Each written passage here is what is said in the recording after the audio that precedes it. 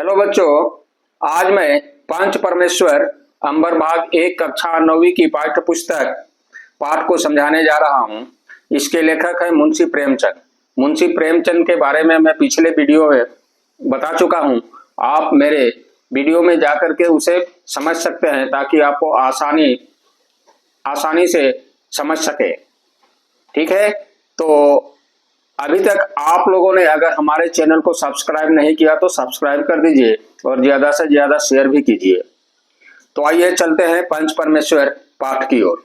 पंच परमेश्वर बच्चों, पंच का मतलब बॉक्सिंग नहीं, यहाँ होता है पांच। परमेश्वर का मतलब ऑलमाइटी। तो केवल पांच ही नहीं, पहले गांवों में विचार होता था, जब लोग इकट्ठा होते थे तो उसे पंच कहा जाता था और आजकल इसे हम पंचायत भी कह सकते हैं।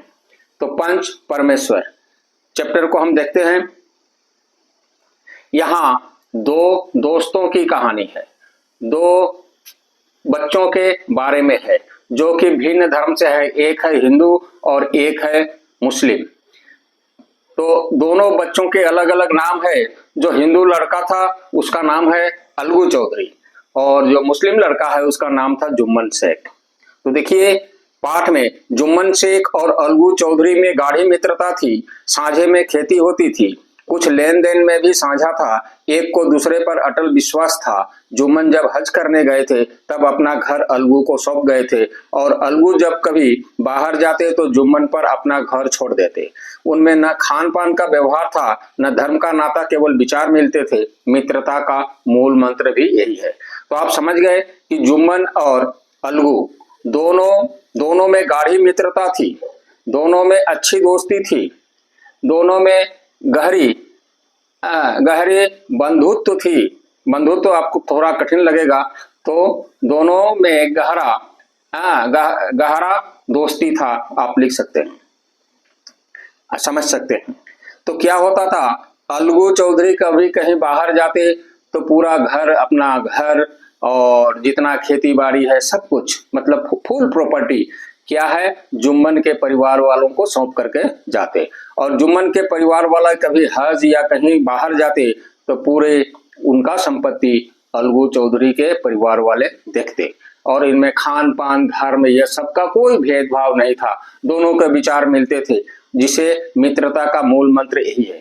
तो आपको लाइन बाय लाइन पढ़ना है। मैं लाइन बाय लाइन पढ़ने अगर जाऊं तो बहुत समय लगेगा, मेरा वीडियो बहुत लंबा हो जाएगा, इसलिए मैं पैराग्राफ वाइज आपको समझाने की कोशिश करता हूं। आप समझने की कोशिश कीजिए। सेकेंड पैराग्राफ में यह बताया गया है कि ये दोनों दोस्त दोनों जुम्मन और अलगू जो थे, ये जुम्मन के पिताजी जो जुमराती उनका नाम था, उन्हीं से ये दोनों बच्चे पढ़ते थे। तो जुमराती शेख अलगू और जुम्मन को पढ़ाते थे। तो अलगू के पिताजी पुराने विचारों के आदमी थे। उनका कहना था कि बेटा गुरुजी की सेवा किया करना, गुरुजी की सेवा केवल किताब पढ़ने से ही विद्या नहीं आती है, गुरुजी की सेवा से आती है। तो अलगू क्या करता, अलगू गुरुजी की खूब सेवा करता, बर्तन वर्तन धो दिया करता, घर साफ कर दिया करता। आप समझते हो, यहाँ तक कि पहले जमाने के गुरुजी हुक्का पीते थे। हुक्का आपको पता है, हाँ, चिलम और हुक्का दोनों लगा करके, ये गुड़गुड़ वाला एक है। आपको अभी आजकल का तो ये जमाना उठ गया है, लेकिन शायद आप ये टीवी में देखेंगे या कोई फिल्म में देख सकते हैं। तो हुक्का का जमाना था। अलगू गुरुजी के लिए हुक्का जलाया करता था और हुक्का ये हमेशा जलता रहे इसका कोशिश करता था। इससे क्या होता, अलगू को कुछ समय के लिए पढ़ाई से मुक्ति मिल जाती। थोड़ा कमजोर था, हम कमजोर तो नहीं बोलेंगे, लेकिन वह पढ़ाई से बचने का ये उपाय अच्छा खोज निकाला था। ठीक है, और ये थोड़ा तेज था पढ़ाई लिखाई में। जुम्मन तेज था क्योंकि उसका पिताजी ही खुद टीचर बने हुए हैं। अब जुमराती शेख के बारे में आते हैं, जो गुरु थे दोनों बच्चों के। ये कड़क स्वभाव के थे। हाँ, जो बच्चा नहीं पढ़ते थे उनको सोटे से भी काम चला लेते थे। समझ गए आप, सोटा, हाँ, अंग्रेजी में तो स्टिक बोलेंगे। तो अब क्या है कि देखो, ये बड़े ही प्रभावशाली व्यक्ति थे जुमराती शेख और जुम्मन, क्योंकि गांव के सभी व्यक्ति उनके पास आते, उस कोई भी काम अगर होता, लिखा पढ़ी का काम होता या कुछ समझने की बात होती तो इनके पास आते, और ये जुम्मन शेख के पिता जो थे वो उन लोगों की मदद किया करते थे। तो अतएव ये लास्ट पैराग्राफ में देखिए, अतएव अलगू का मान उनके धन के कारण था, तो जुम्मन शेख अपनी अनमोल विद्या से ही सबके आदर पात्र बने थे। अलगू के पास ज्यादा संपत्ति था और जुम्मन शेख के पास विद्या थी। अब उसके बाद में देखते हैं, तो जुम्मन शेख के एक मौसी थी, जो हम खाला बोलेंगे, एक बूढ़ी खाला थी। बूढ़ी खाला थी, उनके पास बहुत सी संपत्ति थी, मिल्कियत थी, यानी खेती बाड़ी थी, कोई बाल बच्चे नहीं थे, ये विधवा थी। तो क्या हुआ, अब जब वो बूढ़ी हो गई तो जुम्मन के पास आ जाती है और कहती है कि बेटा मैं क्या करूंगा, अपना धन संपत्ति लेकर के मैं तुम्ही को दे देना चाहती हूँ, मेरा देखभाल किया करो। जुम्मन बहुत ही खुश हुआ। अब क्या हुआ कि दोनों पति पत्नी, जुम्मन बड़ा हो गया था, उसकी शादी हो गई थी, तो दोनों अब पति पत्नी क्या हुआ, खाला जान की खूब सेवा करने लगी। पूरी कचौड़ी मिठाई हलवा जो कुछ भी मिलता है वो देने लगती है, खाने लगती है। खाला जान भी बहुत खुश है। लेकिन क्या होता है कि धन संपत्ति जो था, खेती बाड़ी जो थी, वो अभी रजिस्ट्री नहीं हुई थी। रजिस्ट्री से पहले जुम्मन और उसकी पत्नी, करीमन नाम था, पत्नी क्या करती है, ये मौसी जी की खूब आदर सत्कार करती है। लेकिन अब क्या होता है, जैसे ही रजिस्ट्री हो जाता है, यानी पूरी उनकी मिल्कियत जो थी, उनकी संपत्ति जो थी, जैसे जुम्मन के नाम वो रजिस्ट्री कर देती है, अब ये पति पत्नी के दोनों के स्वभाव में परिवर्तन आ जाता है। अब मौसी जी का सेवा में कमी आने लगी, रूखी सूखी रोटी, कोई सब्जी नहीं, आप जानते हो। उसके बाद में कुछ अगर मौसी बोलती तो जुम्मन की पत्नी कड़वी भाषा में उसका जवाब देती। अब ये तंग आ चुकी, रूखा सूखा कितना दिन तक खाए। उसके बाद में ये पत्नी को बोलती है, पत्नी तो गाली ही देती है, व्यंग्यात्मक शब्दों से अपना बाण चलाती है।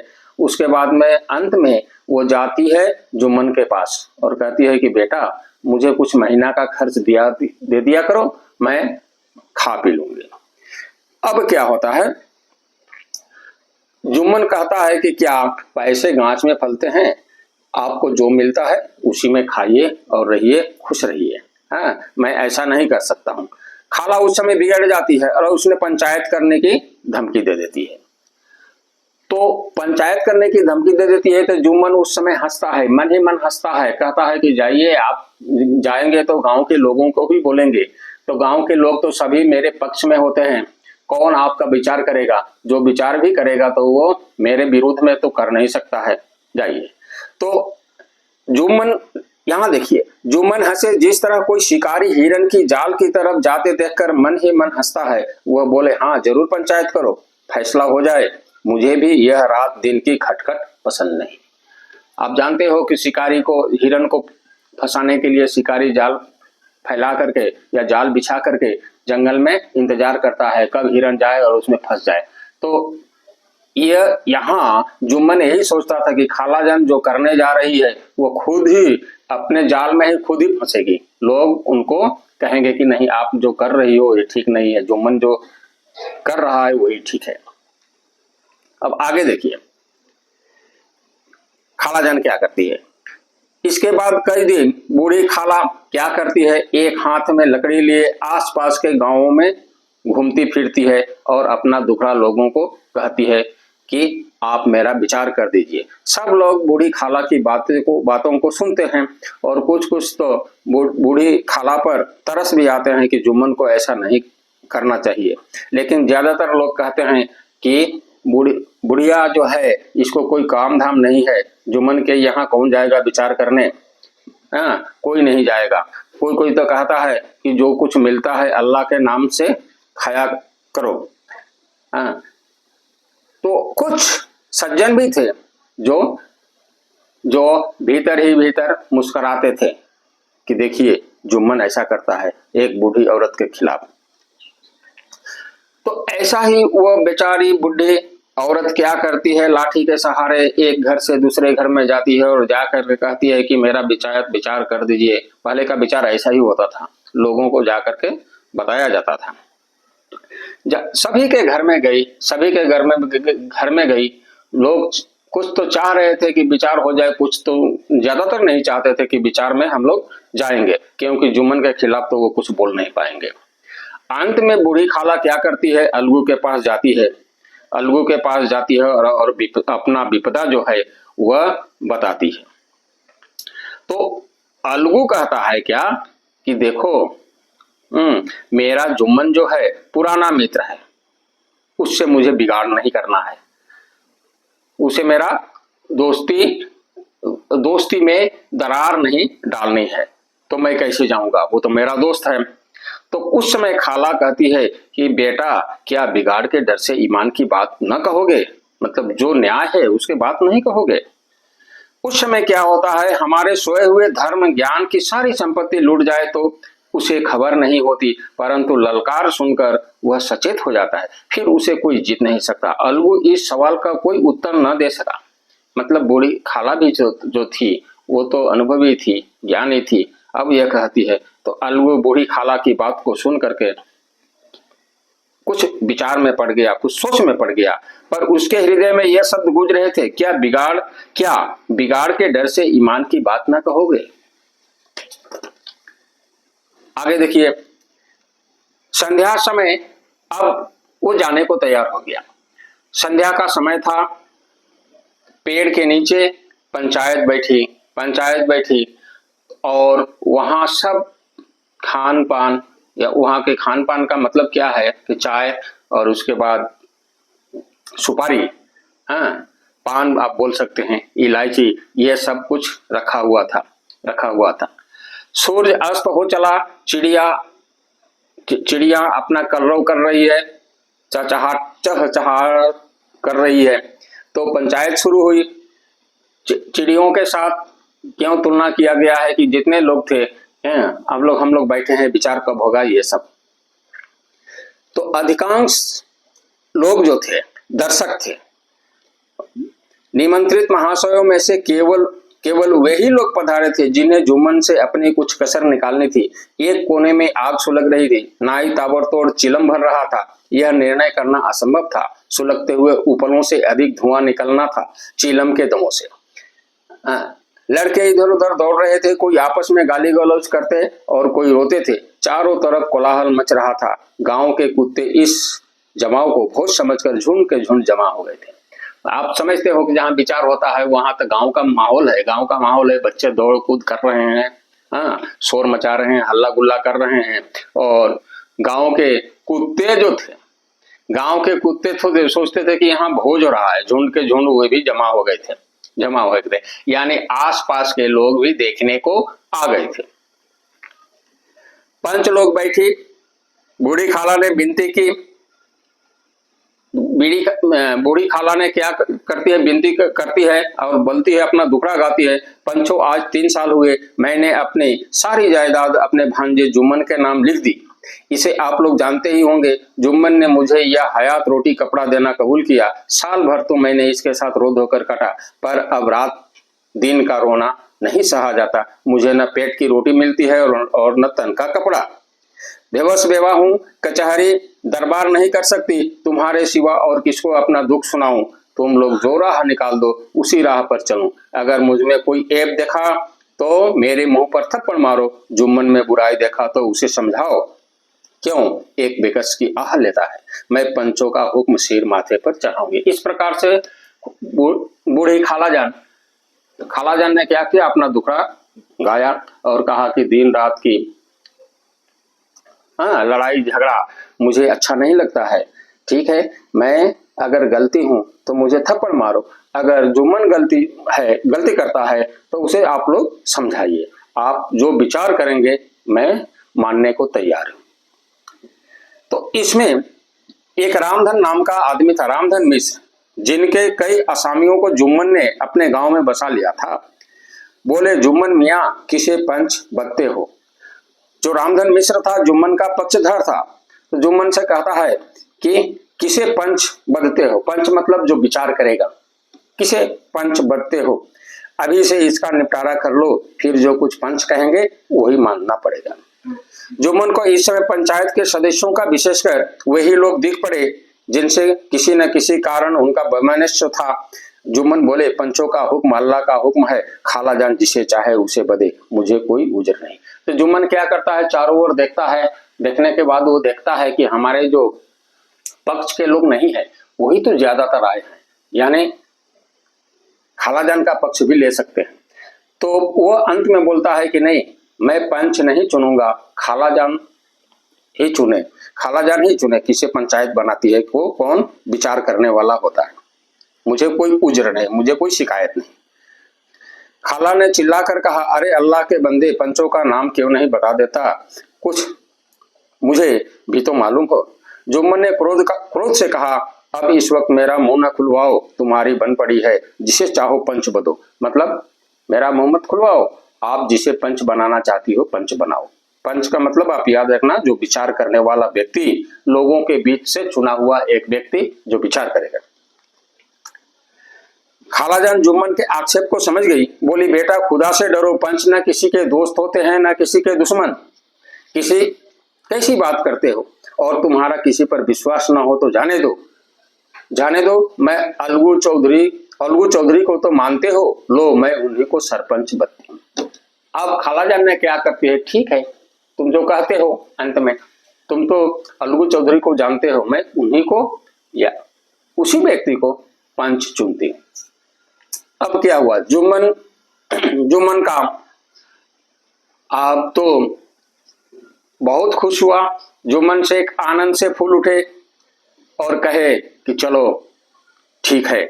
अलगू इस झमेले में फंसना नहीं चाहता था, कन्ने काटना चाहता था, कन्ने काटना में बचकर निकलना चाहता था, लेकिन खाला ने कहती है, तुम जानती हो कि मेरी जुम्मन से गाढ़ी दोस्ती है, तुम जानती हो कि जुम्मन मेरा दोस्त है, मुझे क्यों पंच चुनी। खाला ने गंभीर स्वर में कहा, बेटा दोस्ती के लिए कोई अपना ईमान नहीं बेचता, पंच के दिल में खुदा बसता है, पंचों के मुंह से जो बात निकलती है वो खुदा की तरफ से निकलती है। खालाजान कहती है कि बेटा पंच ही होता है, खुदा के समान होता है, उसके मुंह से जो जुबान निकलती है खुदा के समान होती है। अलगू चौधरी सरपंच हुए। रामधन मिश्र और जुम्मन के दूसरे विरोधियों ने बुढ़िया की मन में बहुत कोसा, जो दूसरे लोग आए थे बुढ़िया को मन ही मन में कोस रहे थे, गुस्सा हो रहे थे बुढ़िया के प्रति, क्यों जुम्मन को पंच चुना, जुम्मन तो क्या करेगा,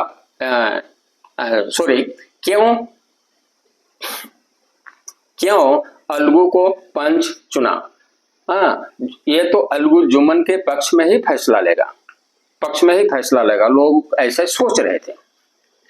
अब देखो अलगू चौधरी बोले, शेख जुम्मन, हम और तुम पुराने दोस्त हैं, जब काम पड़ा तुमने हमारी मदद की है, और हम भी जो कुछ बन पड़ा तुम्हारी सेवा करते रहे, मगर इस समय तुम वो बूढ़ी खाला दोनों हमारी निगाह में बराबर हो, तुमको पंच से जो कुछ अर्ज करनी हो करो। अब जुम्मन पंच के आसन पर बैठ गया और कहा कि हम दोनों तो दोस्त हैं, दोस्त बोलो, अब तुमको जो कुछ बोलना है बोलो। बूढ़ी खालाजान ने तो कह ही दिया, अब तुम बोलो। जुम्मन को पूरा विश्वास था कि अब बाजी मेरी है, अलगू यह सब दिखावे की बातें कर रहा है, अतएव शांत चित्त होकर बोले, पंचो 3 साल हुए खालाजान ने अपनी जायदाद मेरे नाम हिब्बा कर दी थी, मैंने उन्हें तो हयात खाना कपड़ा देना कबूल किया था, खुदा गवाह है आज तक खालाजान का कोई तकलीफ नहीं दी, मैं उन्हें अपनी माँ के समान समझता हूँ, उनकी खिदमत करना मेरा फर्ज है, मगर औरतों से जरा अनबन रहती है, उसमें मेरा क्या बस है, खालाजान मुझसे माहवार खर्च अलग मांगती है, जायदाद जितनी है वह पंचों से छिपी नहीं, इससे इतना मुनाफा नहीं होता कि माहवार खर्च दे सकूं, इसके अलावा हिब्बानामे में माहवार खर्च का भी कोई जिक्र नहीं है, नहीं तो मैं भूलकर भी इस झमेले में न पड़ता। बस मुझे यही कहना था, आइंदा पंचों की इख्तियार है, जो फैसला चाहे करे। अब जुम्मन यहाँ कुछ सच्चाई को छिपाते हुए बनावटी बातों का सहारा लेता है, कहता है कि मैंने तो खालाजान की खूब सेवा की है और करता भी रहता हूँ, लेकिन जो औरतें हैं इनमें तो कुछ अनबन होती ही रहती है, और खाला जान ने जो अपनी जमीन जायदाद मेरे नाम करवाई है, इसमें तो माहवार खर्च का कोई उल्लेख भी नहीं है। अब आगे आप जो फैसला करना चाहते हो करो। अलगू चौधरी को हमेशा कचहरी में काम पड़ता था, अतएव वह पूरा कानूनी आदमी था। उसने जुम्मन से जिरह शुरू की। एक एक प्रश्न जुम्मन के हृदय पर हथौड़े की चोट की तरह पड़ता था। रामधर्म इन प्रश्नों पर मुग्ध हुए जाते थे। जुम्मन चकित थे कि अलगू को क्या हो गया, अभी वह अलगू के साथ बैठा हुआ कैसी कैसी बातें कर रहा है। इतनी ही देर में ऐसी काया पलट हो गई थी कि मेरी जड़ खोदने पर तुला हुआ है, ना मालूम कब की कसर निकाल रहा है। क्या इतने दिनों की दोस्ती भी काम न आएगी। अब अलगू चौधरी भी कचहरी में जाया करता था। उसे आइन की बात, कानून की बात उसे याद था। अब एक एक प्रश्न वो करते जाता तो जुम्मन थोड़ा सोच में पड़ जाता कि ये मेरा दोस्त को क्या हो गया है, मुझसे इतना प्रश्न, इतना तर्क कर रहा है। अब आगे देखिए।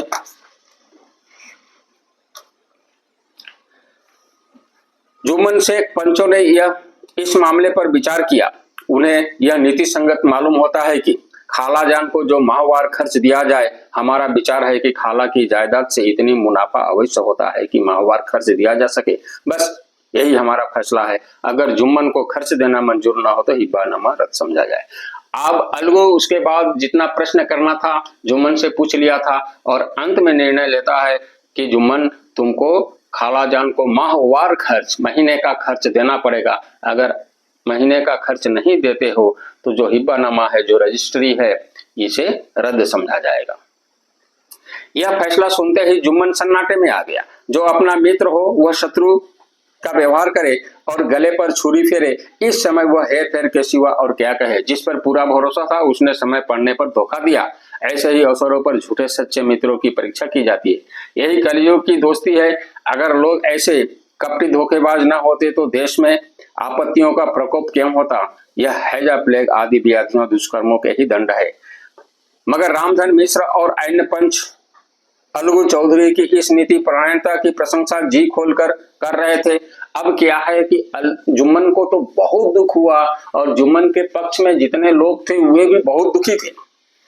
और इधर जो है अलगू चौधरी की न्याय नीति और परायणता जो है, न्याय संगत जो विचार है, उसने जो फैसला सुनाया, ये फैसले पर लोग बहुत खुश थे। वे कहते थे इसका नाम पंचायत है, दूध का दूध और पानी का पानी कर दिया। दोस्ती दोस्ती की जगह है, किंतु धर्म का पालन करना मुख्य है। ऐसे ही सत्यवादियों के बल पर पृथ्वी ठहरी है, नहीं तो कब की रसातल में चली जाती। लोग खुश हुए और अलगू के फैसले का स्वागत किए और कहने लगे ये सत्य की जीत होती है और सत्य पर ही धरती टिकी हुई है। अब क्या होता है, जुम्मन नाराज होता है। इस फैसले से अलगू और जुम्मन की दोस्ती कोई जड़ हिला दी। अब वे साथ साथ बातें करते नहीं दिखाई देते थे। इतना पुराना मित्रता रूपी वृक्ष सत्य का एक झोंका भी न सह सका। सचमुच वह बालू की जमीन पर खड़ा था। अब क्या हुआ कि दोस्ती, जो गहरी दोस्ती थी, गाढ़ी मित्रता थी, अब इन मित्रता में दरार पड़ गई। विशेष करके जुम्मन नाराज था। उनमें अब शिष्टाचार का अधिक व्यवहार होने लगा। एक दूसरे की आवभगत ज्यादा करने लगे। वे मिलते जुलते थे, मगर उसी तरह जैसे तलवार से ढाल मिलती है। यह चिंता रहती कि किसी तरह बदला लेने का अवसर कब मिले। अब दोनों अगर मिलते तो हाँ दोस्त कैसे हो, इतना ही, लेकिन आपसी पहले जैसी दोस्ती नहीं। केवल दिखावटी के रूप में ये कुशल मंगल पूछ लिया करते थे और जुम्मन हमेशा यह इंतजार में था कि कब बदला लिया जाए अपने दोस्त से। ठीक है, तो बच्चों आप समझ गए। आपको अगर मेरा एक्सप्लेनेशन अच्छा लगा हो तो लाइक कर दीजिए और आगे ऐसी वीडियो देखने के लिए हमारे चैनल को सब्सक्राइब करें। आगे और है, हम आगे देखेंगे उसके बाद क्या होता है।